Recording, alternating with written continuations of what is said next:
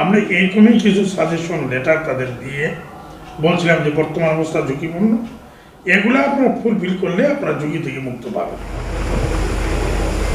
17 November ভয়াবহ আগুনে পুড়ে ছাই হয়ে যায় পাওয়ার গ্রিড কোম্পানির কোটি কোটি টাকার সম্পদ।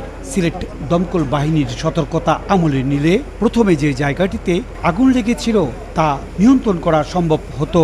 পাওয়ার গ্রিড কোম্পানির প্রকৌশলীরা বলছেন তাদের কাছে যা সরঞ্জাম ছিল তা দিয়ে শেষ পর্যন্ত ওই দিনের আগুন নিয়ন্ত্রণ করা সম্ভব হয়নি।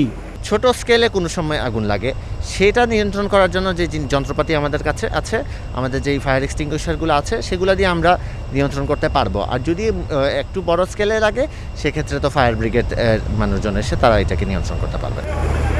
তবে দমকল বাহিনীর কর্মকর্তাদের দাবি, উপকেন্দ্রে গিয়ে আগুন নেভানোর উদ্যোগের কোনো আলামত তারা পাননি।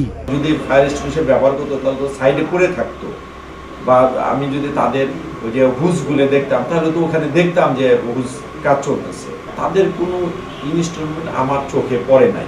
এদিকে বিদ্যুৎ উন্নয়ন বোর্ডের সিলেট অঞ্চলের প্রধান প্রকৌশলী শোনালেন নতুন উদ্যোগের কথা।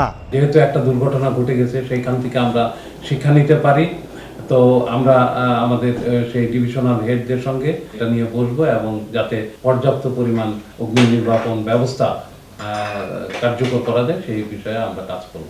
কুমারগাঁও বিদ্যুৎ গ্রিড উপকেন্দ্রের অগ্নিকাণ্ডের ঘটনায় ফায়ার ব্রিগেড উপপরিচালক সিলেটকে প্রধান করে 4 সদস্যের একটি তদন্ত কমিটি গঠন করেছে।